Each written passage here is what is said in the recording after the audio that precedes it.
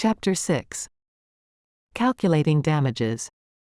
Outside sources are underlined in blue text. Forms available in our Forms package are underlined in red text.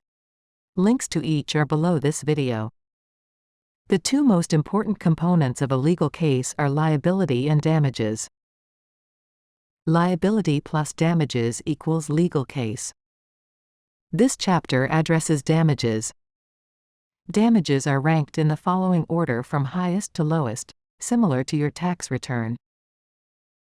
Gross damages, recoverable damages, net damages. When quantifying damages, you begin with gross damages, reduce that by certain factors to get recoverable damages, and end up with net damages, what you may net after deducting the expenses of your case. Looking at your damages and case costs in this triangular way makes you a realist, instead of a dreamer, an essential step in evaluating your case. Let's look more closely at these three damage variables that must be quantified to make a global assessment of your case. Gross damages, all damages caused by this event. Recoverable damages, gross damages reduced by any benefit received and any responsibility you have for causing your damages. Net damages, your recoverable damages reduced by factors related to contract provisions and the value of the time you will invest in your case. Lawsuit Analyzer uses recoverable damages, your most likely outcome, to arrive at your case value and settlement value. Net damages are to show you what you are likely to net after your legal process is complete. It takes a 5-step process to arrive at these all-important numbers. Step 1. Is there a damage-defining provision that pertains to your dispute? Step 2. Were you damaged? Step 3. What are your gross damages? Step 4. What are your recoverable damages? Step 5. What are your net damages? Phase 5 of Lawsuit Analyzer quantifies damages assessment, along with several other assessments in comprehensive case analysis. Let's see how this works. Step 1. Is there a damage-defining provision that pertains to your dispute? Before going through the rigorous process of defining damages, you need to first determine if you have a contract provision that defines damages. There are two types of damage-defining provisions: liquidated damages and limitation on damages. These provisions are always in writing. If you have a written agreement with your adversary, review it to determine if one of these provisions exists. Smart cookie tip. In some states, this type of provision must be separately initialed immediately below the provision and set forth in a clear and obvious format. Liquidated damages provision. A liquidated damages provision is a provision that specifies the amount of damages the innocent party will receive if there is a dispute between the parties. A sample liquidated damages provision may read: liquidated damages. If buyer fails to complete this purchase because of buyer's default, seller shall retain, as liquidated damages, the deposit actually paid. Buyer initials. Seller initials. If there is a liquidated damages provision, your recovery is the amount set forth in that provision, no more and no less. In this case, the amount of your recovery in the event of the buyer's default is the buyer's deposit. The parties have agreed to a damage amount in advance, so there is no need to quantify damages. Limitation on damages provision. A provision limiting damages is different. It does not fix damage, it limits them. You still must prove your damages, but they cannot go above the limit set. A sample provision may read: the parties agree that liability for breach of this agreement shall be limited to the contract price stated herein. The parties agree this limitation is reasonable under the circumstances that exist at the time of making this contract. Party 1 initials. Party 2 initials. If there is a provision for limitation on damages, your recovery is the amount of your damages limited to that amount. If your damages are more, they will be limited as specified. If they are less, they will be the lesser amount. Does your damage specifying provision apply? There is still another test to employ before a damage-defining provision applies to your dispute. Read the provision carefully. Does it include the dispute you're having? The provision must include your dispute. When this test is applied to the liquidated damages provision above, we see that the provision applies only to buyer's default by use of this wording. If buyer fails to complete this purchase because of buyer's default. If the buyer defaults, the provision applies. If the seller defaults, it does not. The result differs with all-inclusive language which pertains to any breach of the agreement. Liability for breach of this agreement shall be. It does not limit the application of the provision in any way. It applies to any breach of the agreement. Proving damages. If you have a liquidated damages provision that applies to your dispute, you are done with the calculating damages process since they have been calculated in advance of your dispute. If you have a limitation on damages provision, move on to step 2 since you still need to quantify damages which will be capped by the limitation amount. If you have no damage-defining provision, move on to step 2. Step 2. Were you damaged? In addition to showing that your adversary breached an obligation owed to you, you must prove that you have been damaged as a result. Frequently, people believe they can mount legal action just because someone violates a duty to them. This belief is reasonable, particularly when the wrong is great, but it will not suffice without a showing of actual legal damages.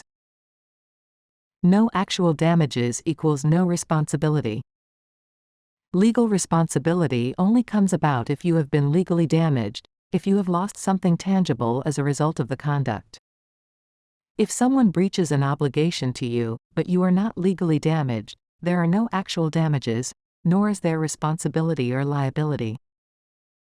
Only actual damages count. Your damages must be actual. This is nothing like the televised courtroom dramas you've seen, with high price tags for speculative damages.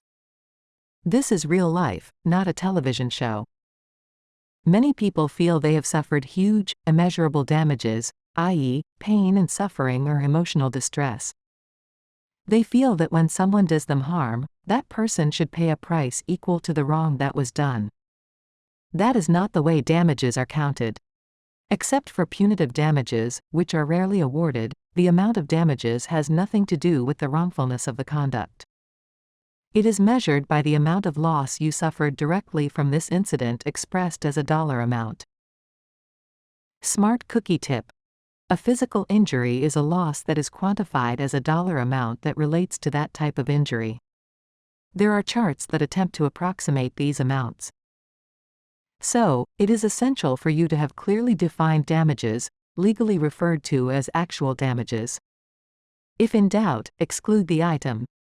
Do not count any losses that were not caused directly by your adversary.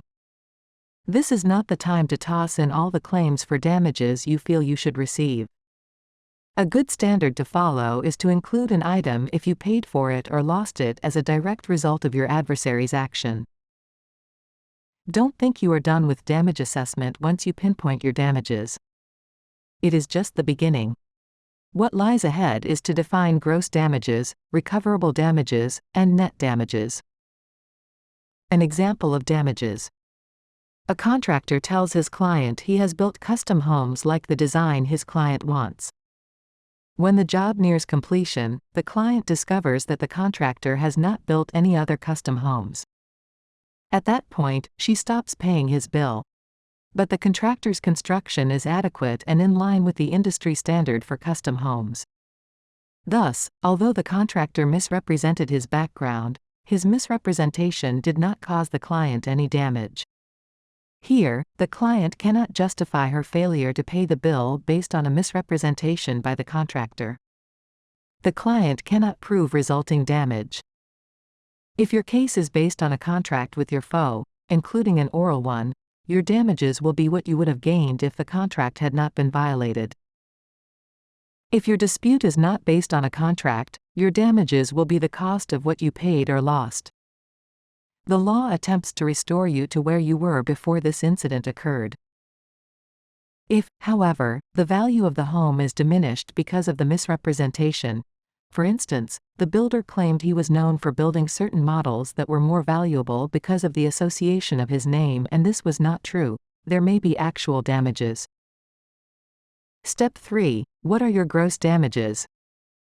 Now that you have confirmed actual damages, it's time to tally up your gross damages by referring to some standards. Firming up your gross damages. Defining damages involves precise calculation. Often, investigation is required to come up with the correct figures. Your investigation can lead you to obtain an estimate for a replacement item. The estimate should be for a comparable replacement item, not for a better product.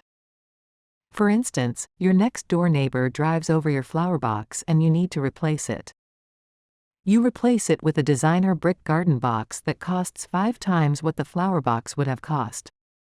You can only recover the value of a comparable replacement flower box. Common damage types. Here is a list of some common damage types. Medical bills. Loss of wages. Repair bills.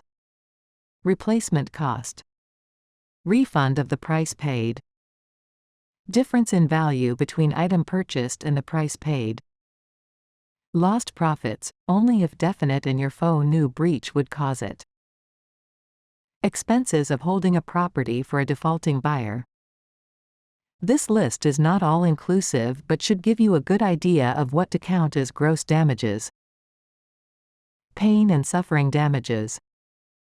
Generally, gross damages do not include intangibles such as pain and suffering unless other tangible damages are present. In many states, if you weren't physically injured, you typically have no claim for pain and suffering.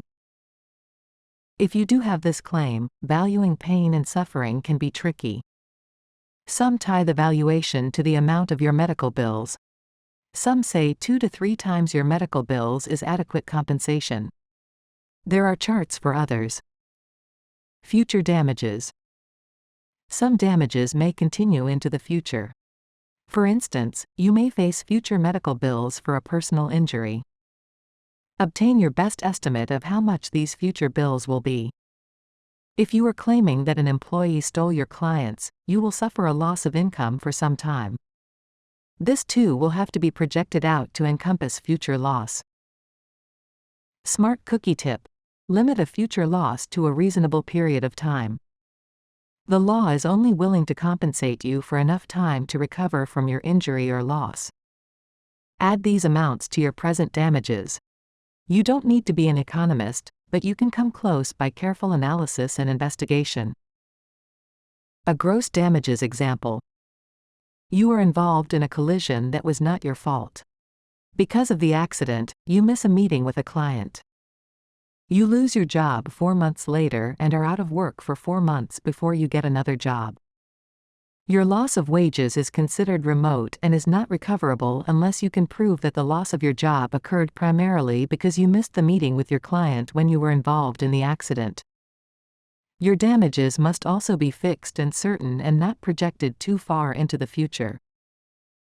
A rule of thumb. Many laws define damages, all too numerous to include in this analysis. Thus, this assessment is intended to provide you with an educated approximation. Generally, the rule of thumb is, if it's a concrete out-of-pocket expense or loss, you can recover it. If in doubt about an item, exclude it. Smart cookie tip.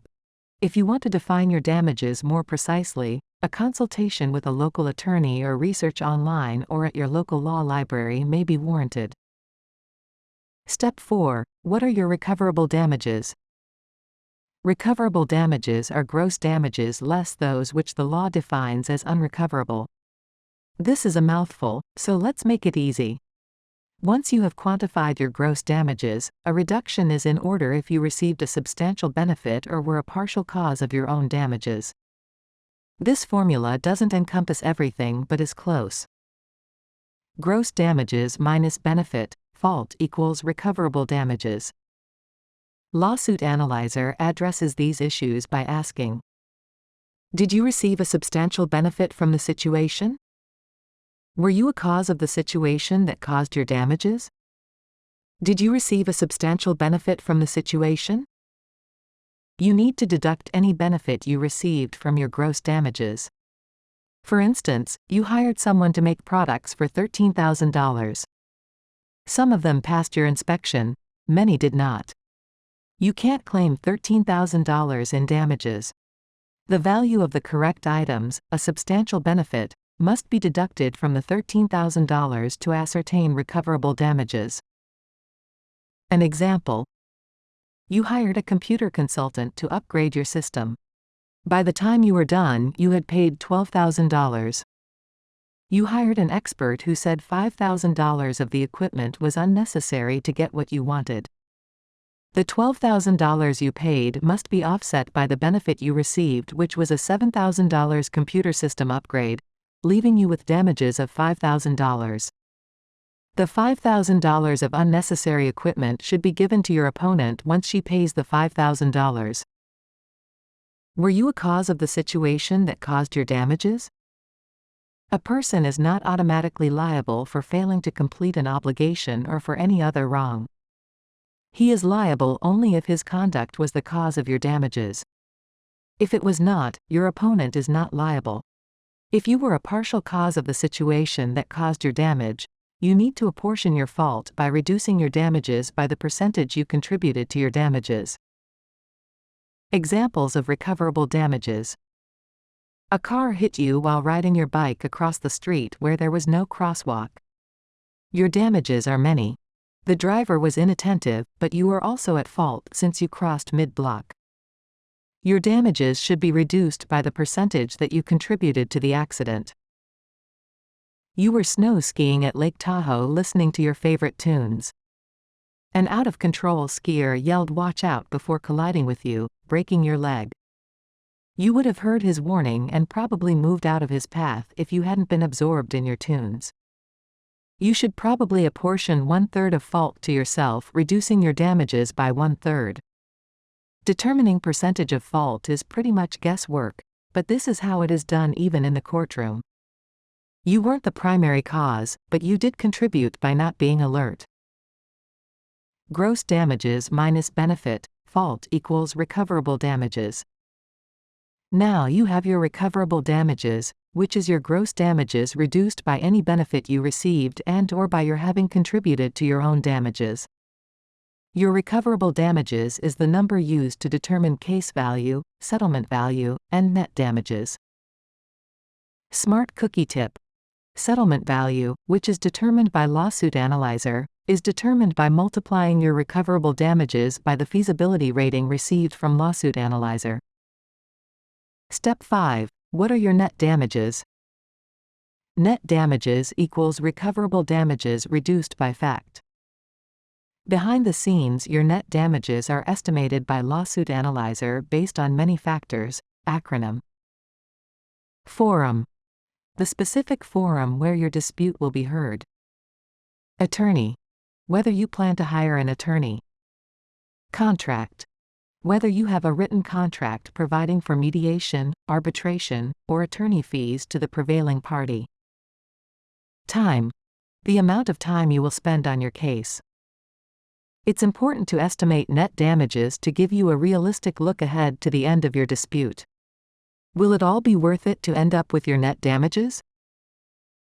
As a realist, you also need to remember that you might not ever actually collect this amount, but hopefully you have performed your collectability assessment and feel somewhat confident that collection will not be a problem. See the collectability chapter for more on this important subject. In conclusion, you have gross, recoverable, net damages. And now you have the tools to assess each one.